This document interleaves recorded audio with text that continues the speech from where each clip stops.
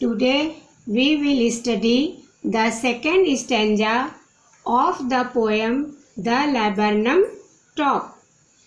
First stanza में यह बताया गया है कि जो लैबरनम नाम का यह वृक्ष है वह बहुत शांत है, लाइफलेस है और उसके जो बीज हैं वह पॉइजनस हैं।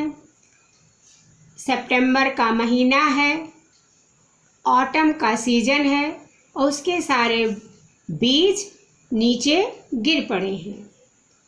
सेकेंड स्टैंजा में यह बताया गया है कि वह निर्जीव सा वृक्ष कैसे सजीव हो जाता है, कैसे वहाँ चारों ओर जीवन व्याप्त हो जाता है। जो वर्ड्स अंडरलाइन किए हुए हैं उन वर्ड्स की मीनिंग्स मैं बताती चल रही हूँ, आप लोग नोट कर लीजिएगा। Let's start. Till the goldfinch comes with a twitching. Twitching means फड़फड़ाना, jerk movement, अचानक तेज गति। चर्प, चर्प means पक्षी का तेज आवाज में चहचहाना। सडननेस, अचानक। स्टार्टमेंट, आश्चर्य। Shock, feeling sudden shock. Branch, टहनी। अब दो लाइन का अर्थ देखिए पहले। टिल द गोल्डफिंच कम्स, वह वृक्ष तभी तक निर्जीव रहता है जब तक कि वहाँ पर गोल्डफिंच नाम की वह छोटी सी चिड़िया नहीं आ जाती। गोल्डफिंच वह पक्षी है जिसके पंख पीले कलर के हैं और उसके पंख पर ब्लैक कलर्स की धारियाँ पड़ी हुई हैं। तो जैसे ही गोल्डफिंच नाम की वह चिड़िया आती है वह वृक्ष सजीव हो जाता है। With a twitching chirp, a suddenness, a startment at a branch. अचानक जोर जोर से चहकते हुए वह चिड़िया आती है और एक शाखा के अंत में बैठ जाती है। उसके चहकने के कारण उस वृक्ष में हलचल होने लगती है। उस हलचल को कवि ने सजीवता से उसका वर्णन किया है। आगे देखिए। Then sleek, sleek means smooth, चिकना। As a lizard, lizard means छिपकली। अलर्ट, अलर्ट मीन्स चौकन्ना।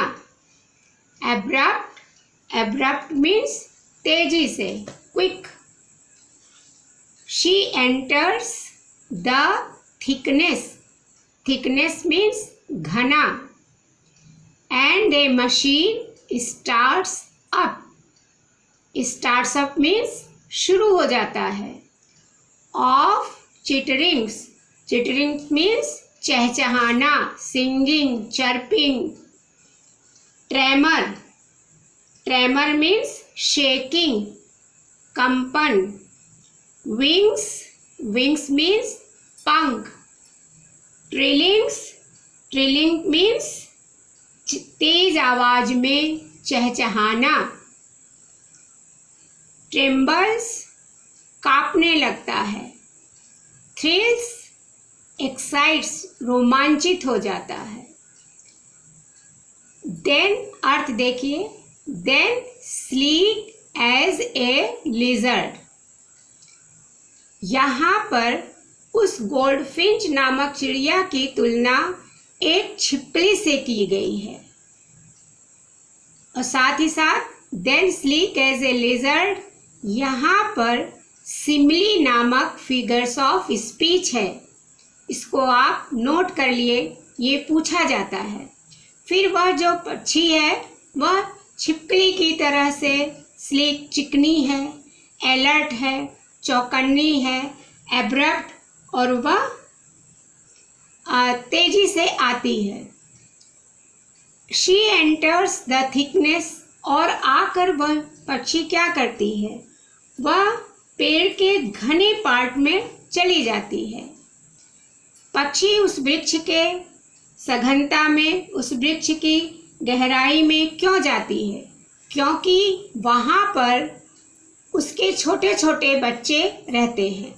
एक घोंसला है वहाँ पर, उस पर छोटे छोटे बच्चे रहते हैं। उन बच्चों को भोजन खिलाने के लिए वह उस वृक्ष की गहराई में प्रवेश करती है।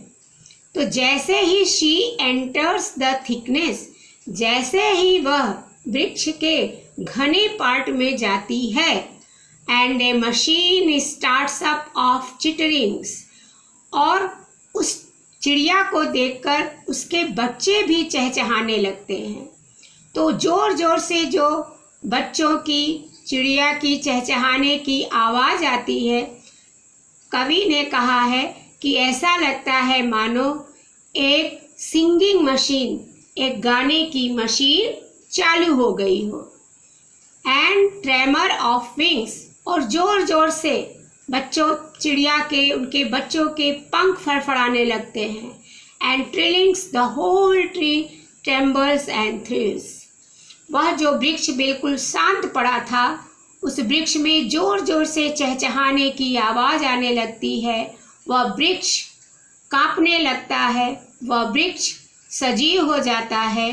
और कवि का कहना है कि उस पक्षी के आने से उस वृक्ष में सजीवता भी आ जाती है।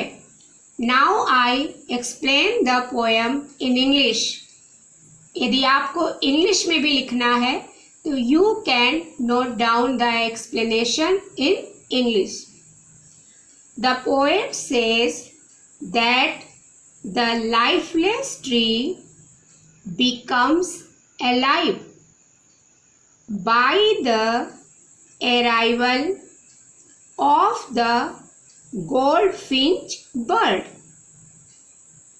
She came to feed her younger ones who are on the thickness of the branch. The tree is her shelter. She arrives at the end of the branch with the chirping sound. She further moves to the other side of the branch with rapid movement like a lizard. As soon as she arrives, her younger ones start chirping like a machine and vibrating and flapping their wings. Now the explanation is complete. आप नीचे notes में ये लिखिए, then sleek as a lizard, इतना लिखिए। उसके आगे लिखिए simile, SIMILE, simile, figures of speech.